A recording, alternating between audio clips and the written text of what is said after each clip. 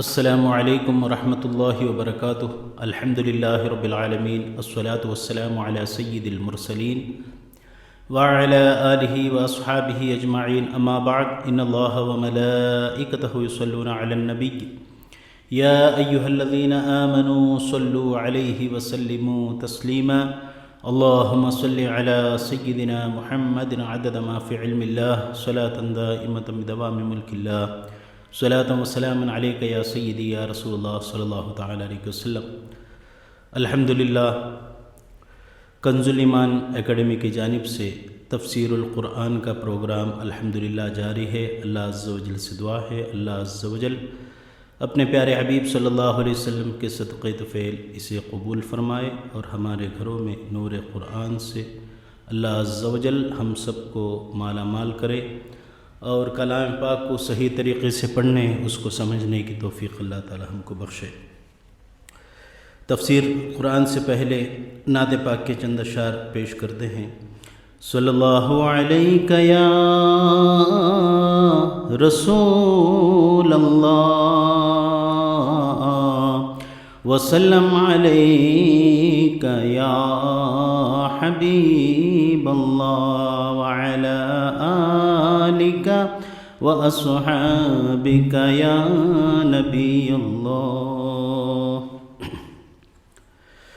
محمد مصطفیٰ نور خدا نام خدا تم ہو، شہ خیر الورا شان خدا صلی علی تم ہو، حبیب کبریا تم ہو، امام الانبیاء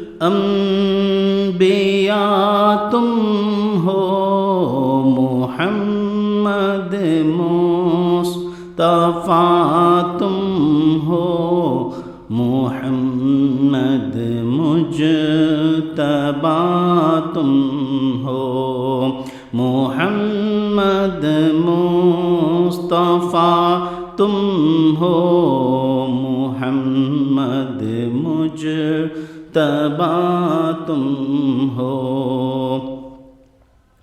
زمین پر ہے چمک کس کی، فلک پر ہے جھلک کس کی، زمین پر ہے چمک کس کی، فلک پر ہے جھلک کس کی، ماہ و خورشید سیاروں ستاروں کی ضیاء تم ہو، ماہ و خورشید سیاروں ستاروں کی ضیاء تم ہو، محمد مصطفیٰ نور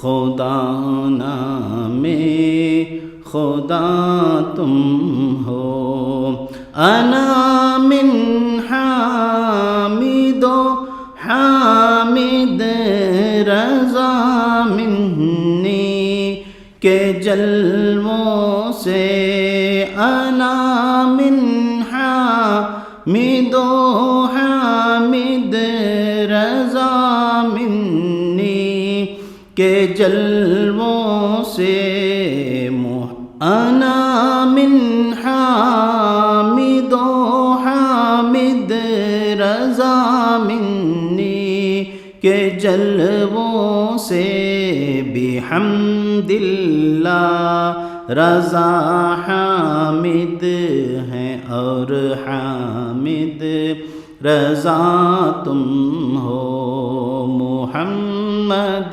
مصطفیٰ نور خدا نام خدا تم ہو۔ السلام علیکم ورحمۃ اللہ تعالی وبرکاتہ۔ الحمد للہ والصلاة والسلام علی رسول اللہ، اما بعد فاعوذ باللہ من الشیطان الرجیم، بسم اللہ الرحمن الرحیم۔ لیس علیکم جناح ان تبتغوا فضلا من ربکم فاذا افضتم من عرفات فاذکروا اللہ عند المشعر الحرام واذکروه کما ہداکم وإن کنتم من قبلہ لمن الضالین۔ صدق اللہ العظیم۔ ان اللہ وملائکتہ یصلون علی النبی یا ایہا الذین آمنوا صلوا علیہ وسلموا تسلیما۔ اللہم صل علی سیدنا مولانا محمد معدن الجود والکرم وآلہ وبارک وسلم صلاۃ وسلاما علیک یا رسول اللہ صلی اللہ تعالی علیہ وسلم۔ معزز سامعین، آج انشاءاللہ تبارک و تعالی سورہ بقرہ کی آیہ نمبر 198 سے شروع کریں گے۔ اللہ تبارک و تعالی مجھے حق کہنے، آپ لوگوں کو حق سننے اور ہم سب کو اس پر عمل کرنے کی توفیق عطا فرمائے۔ معزز سامعین، آیہ نمبر 198 کا کچھ حصہ آپ نے لاسٹ ویک سماعت فرمایا۔ اللہ تعالیٰ فرماتا ہے لیس علیکم جناح ان تبتغوا فضلا من ربکم، تم پر کوئی گناہ نہیں کہ تم اپنے رب کا فضل تلاش کرو۔ فَإِذَا أَفَضْتُم مِّنْ عَرَفَاتٍ فَاذْكُرُوا اللَّهَ عِندَ الْمَشْعَرِ الْحَرَامِ، تو جب تم عرفات سے واپس لوٹو تو مشعر حرام کے پاس اللہ کو یاد کرو۔ وَاذْكُرُوهُ كَمَا هَدَاكُمْ، اور اس کا ذکر کرو کیونکہ اس نے تمہیں ہدایت دی ہے۔ وَإِن كُنتُم مِّن قَبْلِهِ لَمِنَ الضَّالِّينَ، اگرچہ اس سے پہلے تم یقیناً بھٹکے ہوئے تھے۔ اس آیت کریمہ کے پہلے پارٹ کے تعلق سے آپ نے کچھ باتیں سماعت کی۔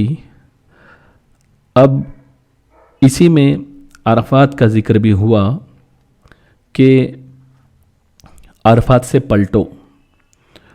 سب جانتے ہیں کہ عرفات جو ہے ایک مقام کا نام ہے جو حج میں وقوف یعنی ٹھہرنے کی جگہ ہے۔ مفسرین نے ایک قول یہ نقل کیا ہے کہ اس کا نام عرفات کیوں پڑا کہ حضرت آدم علیہ السلام اور حضرت حوا رضی اللہ تعالی عنہ جدائی کے بعد 9 ذی الحجہ کو عرفات کے مقام پر جمع ہوئے اور دونوں نے ایک دوسرے کو پہچانا، اس لیے اس دن کا نام عرفہ اور مقام کا نام عرفات ہوا۔ اور حاجی کے لیے 9 ذی الحجہ کے زوال آفتاب سے لے کر 10 ذی الحجہ کی صبح صادق سے پہلے تک کم سے کم تھوڑی دیر کے لیے عرفات میں ٹھہرنا یہ فرض ہے۔ اور اس آیت کریمہ میں انہیں ذکر کرنے کا حکم فرمائے وَاذْكُرُوهُ كَمَا هَدَاكُمْ، یعنی جس طریقے سے رسول اکرم صلی اللہ تعالی علیہ وسلم نے تمہیں عبادت کا جو طریقہ بتایا ہے اس طریقے سے تم عبادت کرو۔ اس سے پہلے تم یہ طریقہ جانتے نہیں تھے، اب میرے حبیب نے تمہیں سکھا دیا تو اسی طریقے سے تم عبادت کرو اور اللہ تبارک و تعالیٰ کی نعمت کا شکر ادا کرو۔ آیہ نمبر 199 میں اللہ تعالیٰ فرماتا ہے ثم افیضوا من حیث افاض الناس، پھر اے قریشیوں تم بھی وہیں سے پلٹو جہاں سے دوسرے لوگ پلٹتے ہیں۔ واستغفروا اللہ، اور اللہ سے مغفرت طلب کرو۔ ان اللہ غفور الرحیم، بے شک اللہ تبارک و تعالی بخشنے والا مہربان ہے۔ حج میں جب سارے لوگ عرفات میں ٹھہرتے تو قریش یہ مزدلفہ میں ٹھہرا کرتے تھے اور وہ یہ کہتے کہ ہم مکہ کے رہنے والے ہیں، ہم چونکہ حرم کے رہنے والے ہیں، ہمارے لیے کوئی اسپیشلٹی ہونی چاہیے۔ تو اللہ تبارک و تعالی نے ان کا رد فرمایا، ارشاد فرمایا کہ جب سارے لوگ عرفات میں ہوں تم بھی عرفات میں رہو، اور سب لوگ جب عرفات سے پلٹیں تم بھی جو ہے عرفات سے مزدلفہ کی طرف پلٹو۔ اس آیت کریمہ سے یہ بات سمجھ میں آئی کہ اللہ تبارک و تعالیٰ کی عبادت کرنے میں سب برابر ہیں، چاہے کسی کا کیسا بھی رنگ ہو، کسی کا کوئی علاقہ بھی ہو، اس کی زبان کوئی ہو، کوئی خصوصیت نہیں ہے۔ کسی شخص کا رنگ، اس کا نسل اور اس کا علاقہ، زبان کی وجہ سے اپنے آپ کو دوسروں سے برتر اور اعلیٰ سمجھنا یہ اللہ تبارک و تعالیٰ کو پسند نہیں ہے۔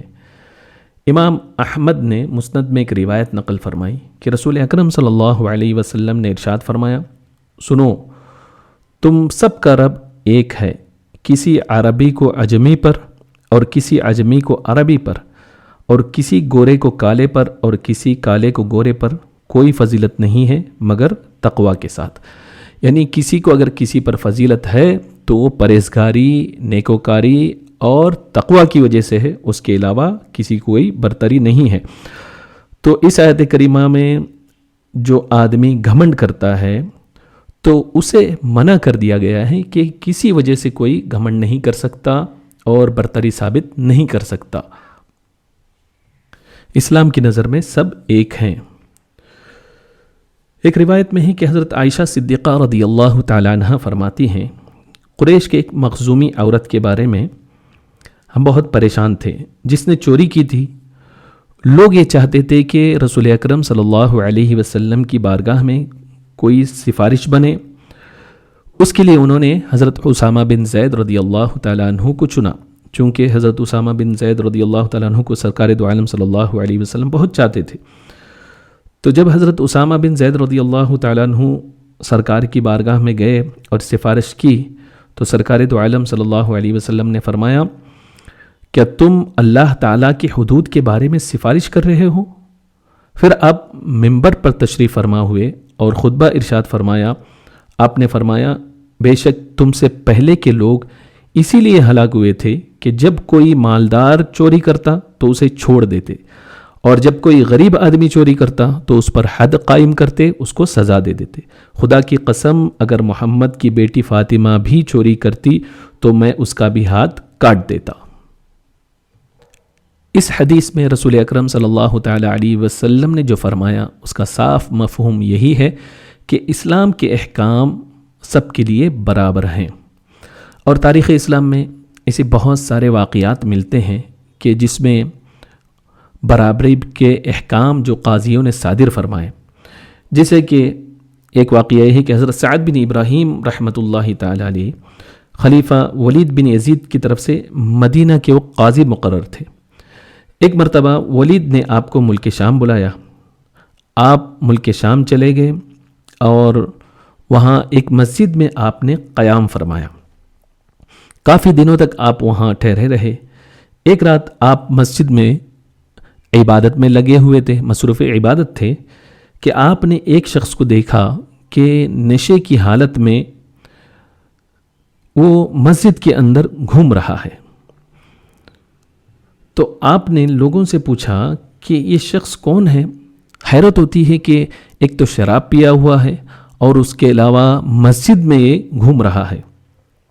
آپ کو سخت غصہ آیا۔ لوگوں نے بتایا یہ کوئی اور نہیں بلکہ یہ خلیفہ ولید بن یزید کا ماموں ہے۔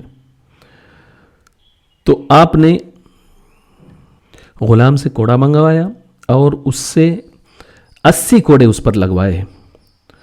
یہ شخص ولید بن یزید کا ماموں زخمی ہوا اور اسی حالت میں خلیفہ کے پاس پہنچا۔ خلیفہ نے جب اپنے ماموں کی یہ حالت دیکھی بہت ہی غصے میں ہوا اور پوچھا کہ تمہاری یہ حالت کس نے کی ہے؟ تو اس نے جواب دیا کہ ایک شخص مدینہ منورہ سے آیا ہوا ہے، اس نے مجھے سزا دی ہے۔ خلیفہ فوراً اٹھا اور حضرت سعد رحمۃ اللہ تعالیٰ علیہ کے پاس پہنچا اور یہ کہا کہ آپ کو جرات کیسے ہوئی کہ آپ میرے ماموں کو سزا دیں؟ تو حضرت سعد رحمۃ اللہ تعالیٰ علیہ نے فرمایا کہ اے خلیفہ، تو نے ہی تو مجھے قاضی بنایا ہے اور شریعت کے احکام کو نافذ کرنا میرے فرائض میں سے ہے کہ میں نے یہ دیکھا کہ تیرا ماموں شراب پی کر مسجد میں گھوم رہا ہے، تو میں نے سوچا اگر تیری قرابت کی وجہ سے اسے چھوڑ دیتا ہوں اور اگر یہی کوئی غریب کرتا میں اسے سزا دیتا تو یہ فرق ہو جاتا۔ میرے دل نے اس بات کو گوارا نہیں کیا اور میں نے تمہارے ماموں پر شریعت کے احکام نافذ کر دیے۔ جب اس بات کو سنا خلیفہ تو خاموش ہو گیا۔ تو بتانا یہ ہے کہ اسلام کے احکامات ایسے ہیں جو سب کے لیے برابر ہوا کرتے ہیں۔ آیا نمبر 200 میں اللہ تعالیٰ فرماتا ہے فَإِذَا قَضَيْتُم مَنَاسِكَكُمْ فَاذْكُرُوا اللَّهَ كَذِكْرِكُمْ آبَاءَكُمْ أَوْ أَشَدَّ ذِكْرًا۔ پھر جب تم اپنے حج کے کام پورے کر لو تو اللہ تعالیٰ کا ذکر کرو جیسے اپنے باپ دادا کا ذکر کرتے تھے، بلکہ اس سے بھی زیادہ ذکر کرو۔ فَمِنَ النَّاسِ مَن يَقُولُ رَبَّنَا آتِنَا فِي الدُّنْيَا وَمَا لَهُ فِي الْآخِرَةِ مِنْ خَلَاقٍ، اور کوئی آدمی یوں کہتا ہے کہ ہے ہمارے رب ہمیں دنیا میں دے دے اور آخرت میں اس کا کچھ حصہ نہیں ہے۔ چونکہ زمانے جاہلیت میں عرب جب حج کر چکے ہوتے تو وہ حرم میں جمع ہوتے اور سب اپنے باپ دادا کے فضائل بیان کرنا شروع کرتے، اور کوئی کہتا کہ میرا باپ بہت بڑا تیر انداز تھا، اس کی کوئی مثال نہیں تھی، کوئی اپنے باپ کی بہادری کو بیان کرتا، کوئی اپنے باپ کی سچائی کو بیان کرتا، الغرض سب اپنے اپنے آباء و اجداد کی تعریفیں کرتے رہتے تھے۔ تو اللہ تبارک و تعالیٰ نے فرمایا کہ فَاذْكُرُوا اللَّهَ كَذِكْرِكُمْ آبَاءَكُمْ أَوْ أَشَدَّ ذِكْرًا، جس طریقے سے تم اپنے باپ داداؤں کا ذکر کیا کرتے تھے، اب تم جو ہے اس سے بھی زیادہ اللہ تبارک و تعالیٰ کا ذکر کرو۔ اس آیت کریمہ سے کئی ایک بات ثابت ہوتی ہے کہ ذکر جو ہے وہ بلند آواز سے کر سکتے ہیں، یہ بات اس سے ثابت ہوتی ہے۔ اور دوسری بات یہ بھی ثابت ہوتی ہے کہ لوگ اگر اکٹھے مل کر ذکر کرنا چاہیں تو بھی وہ کر سکتے ہیں، کیونکہ عرب لوگ جو ہے اپنے باپ داداؤں کا ذکر وہ بلند کرتے تھے اور مجمع میں کیا کرتے تھے۔ فَمِنَ النَّاسِ مَن يَقُولُ رَبَّنَا آتِنَا فِي الدُّنْيَا وَمَا لَهُ فِي الْآخِرَةِ مِنْ خَلَاقٍ، کوئی آدمی یوں کہتا ہے کہ ہے ہمارے رب ہمارے لیے دنیا میں دے دے۔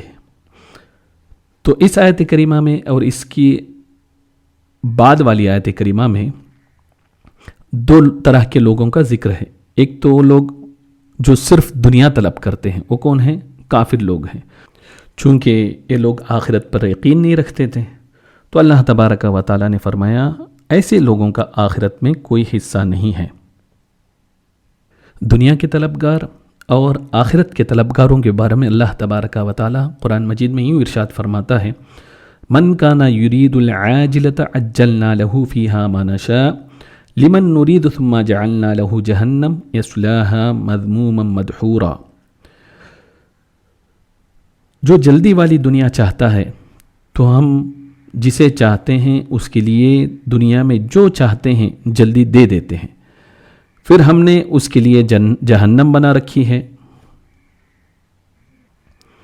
جس میں وہ مذموم اور مردود ہو کر داخل ہوگا۔ ومن اراد الآخرة وسعى لها سعيها وهو مؤمن فأولئك كان سعيهم مشكورا، اور جو آخرت چاہتا ہے اور اس کے لیے ایسی کوشش کرتا ہے جیسی کرنی چاہیے اور وہ ایمان والا بھی ہو، تو یہی وہ لوگ ہیں جن کی کوشش کی قدر کی جائے گی۔ یعنی اس آیت کریمہ میں جو صرف دنیا کا طلبگار ہے، آخرت پر یقین نہیں رکھتا اور آخرت کو نہیں مانگتا، تو اللہ تعالیٰ نے فرمایا کہ وہ مردود شخص ہے اور مردود ہو کر جہنم میں داخل ہوگا۔ اور جو اخلاص کے ساتھ آخرت کو طلب کرتا ہے دنیا کی بھلائی کے ساتھ ساتھ، تو اللہ تعالیٰ نے فرمایا کہ اس کی قدر کی جائے گی، یعنی اس کی جزا دی جائے گی۔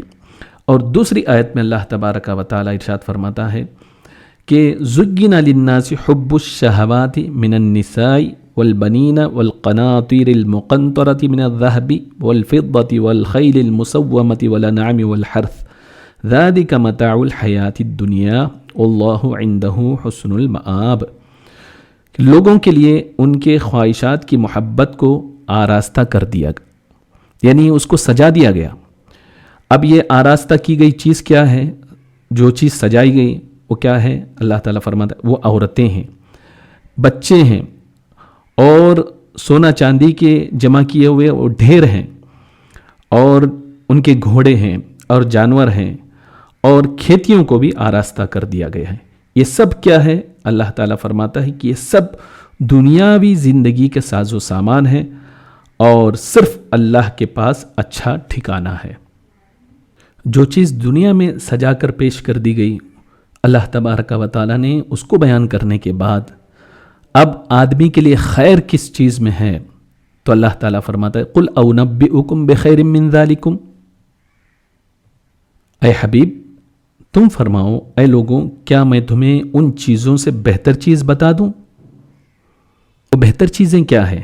اللہ تعالیٰ فرماتا ہے للذین اتقوا عند ربہم جنات تجری من تحتها الانہار خالدین فیہا وازواج مطہرہ ورضوان من اللہ اللہ بصیر بالعباد۔ وہ خیر کی چیزیں وہ یہ ہے کہ پرہیزگاروں کے لیے ان کے رب کے پاس جنتیں ہیں جن کے نیچے نہریں جاری ہیں، ان جنتوں میں وہ ہمیشہ رہیں گے اور وہاں پاکیزہ بیویاں ہوں گی اور اللہ تبارک و تعالیٰ کی خوشنودی ہوں گی، اور اللہ کے بندوں کو اللہ تعالیٰ دیکھ رہا ہے۔ اس آیہ کریمہ میں اللہ تبارک و تعالیٰ نے بتا دیا خیر کی چیزیں یہ ہیں کہ دنیا میں سب کچھ رہے، دولت بھی رہے، بیوی بھی رہے، سب کچھ رہے، وہ تقوی بھی اختیار کرے تو یہ ساری چیزیں اس کے لیے بہتر ہوگی، اور بروز قیامت اللہ تبارک و تعالیٰ کی خوشنودی کا یہ ساری چیزیں سبب بنے گی۔ اب جو لوگ صرف دنیا کو مانگتے ہیں ان کے تعلق سے حضرت ابن عباس رضی اللہ تعالیٰ عنہ روایت نقل فرماتے ہیں کہ پہلے لوگ جب حج کے لیے آتے ہیں تو وہ کیا کرتے تھے، تو آپ فرماتے ہیں کہ وہ ٹہرتے اور صرف یہ مانگتے ہیں کہ مولا تعالیٰ تو اس سال کو بارش والا سال بنا دے، اس سال کو پورا سبزی والا سال بنا دے اور اچھی اولاد والا سال بنا دے۔ اس میں وہ کوئی آخرت کا تذکرہ نہیں کرتے۔ اور دوسری روایت میں یہ بھی ہے کہ وہ یہ دعا کرتے کہ مولا تعالیٰ مجھے اونٹ عطا کر دے، اور دوسرا کہتا کہ مولا تعالیٰ مجھے بکریاں عطا کر دے۔ الغرض وہ حج کرنے کے بعد صرف اور صرف دنیا مانگا کرتے تھے۔ آگے اللہ تبارک و تعالی ارشاد فرماتا ہے وَمِنْهُمْ مَنْ يَقُولُ رَبَّنَا آتِنَا فِي الدُّنْيَا حَسَنَةً وَفِي الْآخِرَةِ حَسَنَةً وَقِنَا عَذَابَ النَّارِ، اور کوئی یوں کہتا ہے کہ ہے ہمارے رب ہمیں دنیا میں بھلائی عطا فرما اور آخرت میں بھی بھلائی عطا فرما، اور ہمیں دوزخ کی آگ سے بچا۔ اولئک لہم نصیب مما کسبوا اللہ سریع الحساب، ان لوگوں کے لیے ان کے کمائے ہوئے اعمال سے حصہ ہے اور اللہ تبارک و تعالی جلد حساب کرنے والا ہے۔ اس آیت کریمہ میں اللہ تبارک و تعالی ان لوگوں کا تذکرہ فرما رہا ہے جو مومن ہیں اور آخرت پر یقین رکھتے ہیں۔ ان کی دعا کیسی ہوتی ہے؟ وہ اس طریقے سے ہوتی ہے کہ ربنا آتنا فی الدنیا حسنہ وفی الآخرۃ حسنہ، یعنی یہ دنیا میں بھی بھلائی طلب کرتے ہیں دنیا کے تعلق سے، اور آخرت کی بھلائی بھی طلب کرتے ہیں۔ اب دنیا کی بھلائی سے مراد یہ کیا ہے؟ دنیا کی بھلائی اس میں عافیت ہے، نیک بیوی ہے، علم ہے، عبادت ہے، اور جو حلال مال پاکیزہ مال ہے، اور نیک اولاد ہیں، صحت ہیں، اور دشمنوں پر کامیابی ہے، اور نیک لوگوں سے دوستی، اور اسلام پر ثابت قدمی، اور ایمان پر خاتمہ، یہ ساری چیزیں دنیا کی بھلائی میں شامل ہیں۔ اور آخرت کی بھلائی کے تعلق سے جو ذکر ہوا اس سے کیا ہے؟ اس سے بروز محشر خوف سے سلامتی ہے، اور اس کے علاوہ برے حساب سے بچاؤ، اور پھر جنت میں داخلہ، اور سب سے بڑی بھلائی اور نعمت یہ ہے آخرت میں کہ جنت میں جانے کے بعد اللہ تبارک و تعالی کی دیدار سے فیض یاب ہونا۔ ترمذی شریف کی حدیث میں ہے کہ ایک شخص حضور اکرم صلی اللہ علیہ وسلم کی بارگاہ میں آیا اور عرض کیا یا رسول اللہ صلی اللہ علیہ وسلم کون سی دعا افضل ہے؟ سرکار دو عالم صلی اللہ علیہ وسلم نے ارشاد فرمایا اپنے رب سے معافی کا اور عافیت کا سوال کر، دنیا میں اور آخرت میں بھی۔ پھر وہ شخص دوسرے دن آیا، وہی سوال کیا، رسول اکرم صلی اللہ علیہ وسلم نے وہی جواب عنایت فرمایا۔ پھر تیسرے دن آیا، وہی سوال کیا، سرکار نے بھی وہی جواب عنایت فرمایا۔ چوتھے دن پھر آیا تو سرکار دو عالم صلی اللہ علیہ وسلم نے وہی جواب عنایت فرمایا، یعنی اللہ تبارک و تعالیٰ سے معافی کا سوال کر، عافیت کا سوال کر، خیر کا سوال کر۔ آگے رسول اکرم صلی اللہ علیہ وسلم نے مزید یہ ارشاد فرمایا کہ جب یہ دونوں چیزیں یعنی دنیا میں معافی اور عافیت کا سوال تو کرے گا، تجھے معافی ملے گی آخرت میں، تو یہ دونوں چیزیں دنیا میں تجھ کو دے دی جائے گی، پھر آخرت میں بھی عطا کی جائے گی تو کامیاب ہو جائے گا۔ تو اس حدیث سے بات سمجھ میں آئی، بندے کو سب سے پہلے ایمان و عافیت خیر کے تعلق سے، مغفرت کے تعلق سے اللہ تبارک و تعالیٰ سے سوال کرنا چاہیے، اس لیے کہ جب عافیت بھلائی کا سوال کرے گا تو یقیناً دنیا میں بھی اسے اچھائی عطا کی جائے گی اور آخرت میں بھی مغفرت کی صورت میں اسے اچھائی عطا کی جائے گی اور اسے جنت عطا ہوگی۔ بخاری شریف کی حدیث میں ہے کہ حضرت انس بن مالک رضی اللہ تعالیٰ عنہ بیان کرتے ہیں کہ حضور اکرم صلی اللہ علیہ وسلم اکثر یہ دعا مانگا کرتے تھے کہ اللہم ربنا آتنا فی الدنیا حسنہ وفی الآخرۃ حسنہ وقنا عذاب النار۔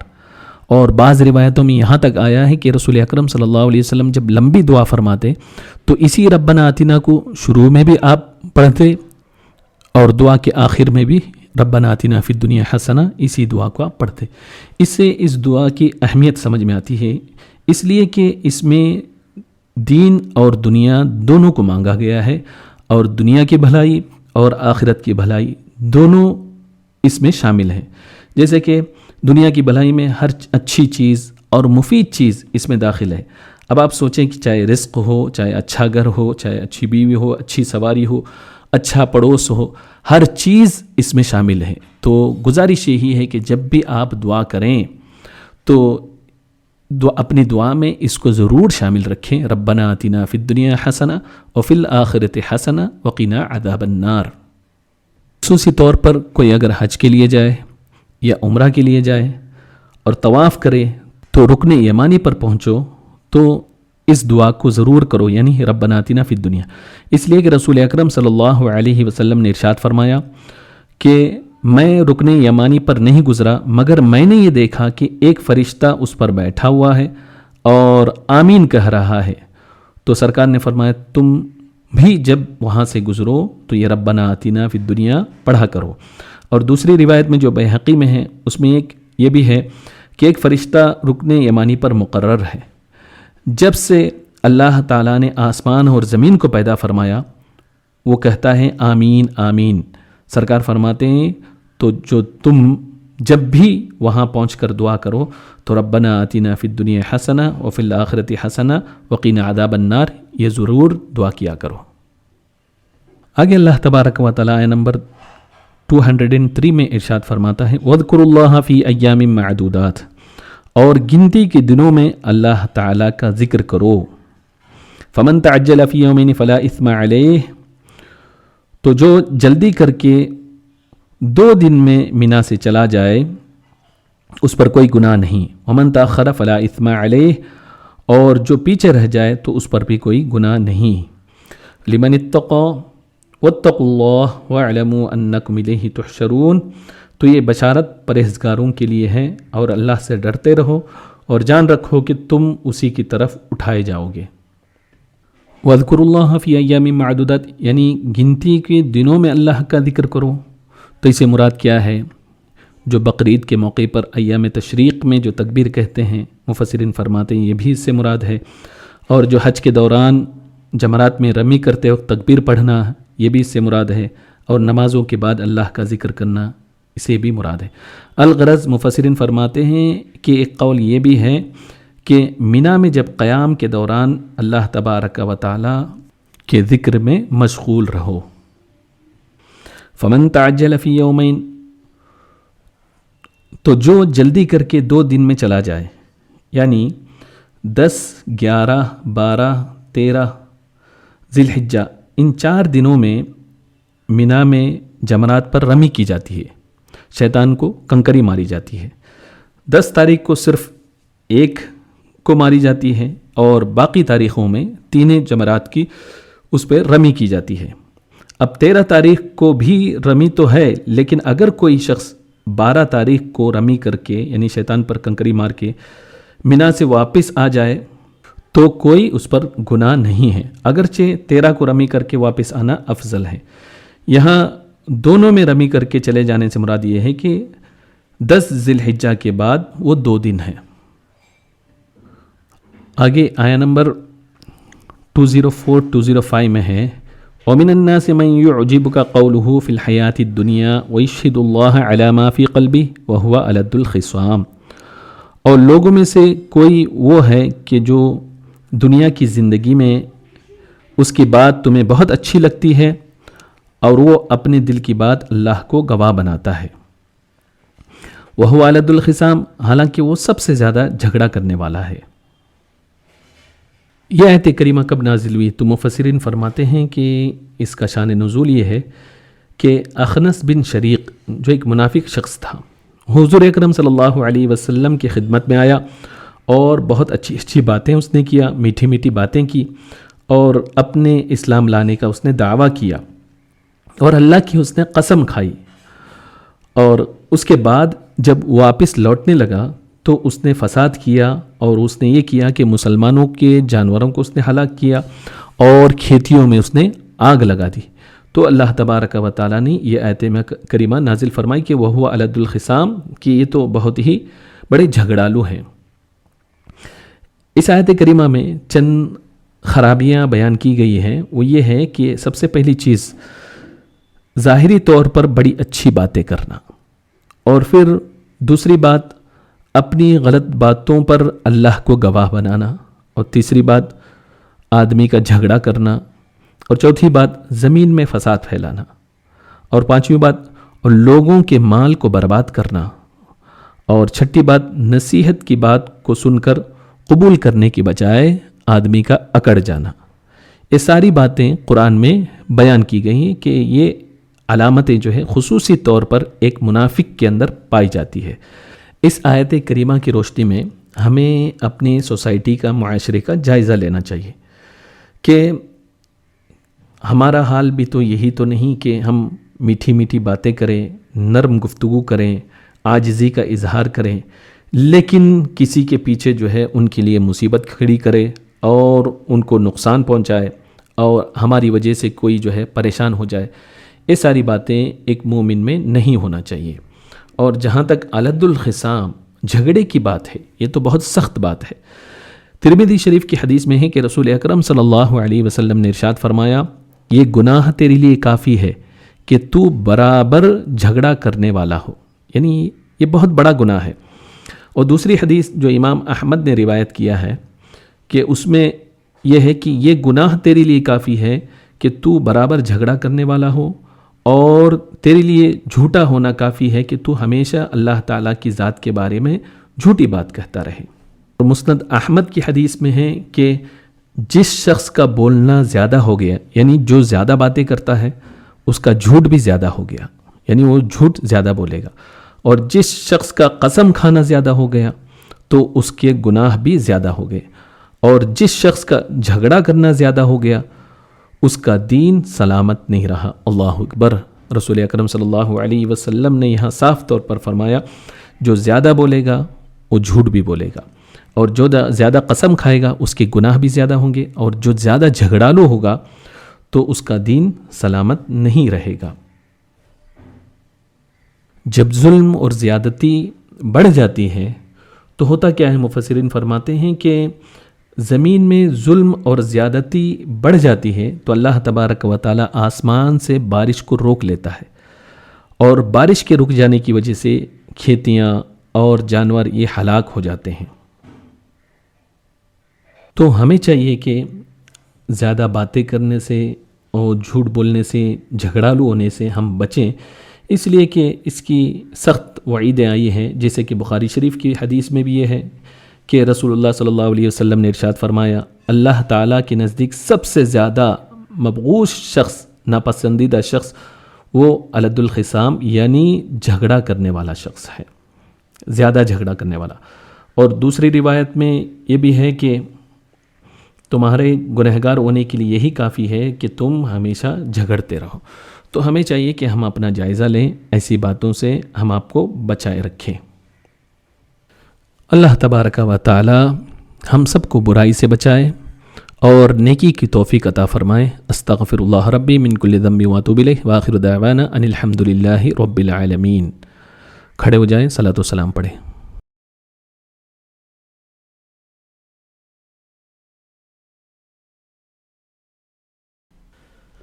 مصطفیٰ جان رحمت پہ لاکھوں سلام، شمع بز میں ہدایت پہ لاکھوں سلام ہم غریبوں کے آقا پہ بے حد درود، ہم فقیروں کے ثروت پہ لاکھوں سلام، مصطفیٰ جانے رحمت پہ لاکھوں سلام، شمع بز میں ہدایت پہ لاکھوں سلام، غوث اعظم امام التقیٰ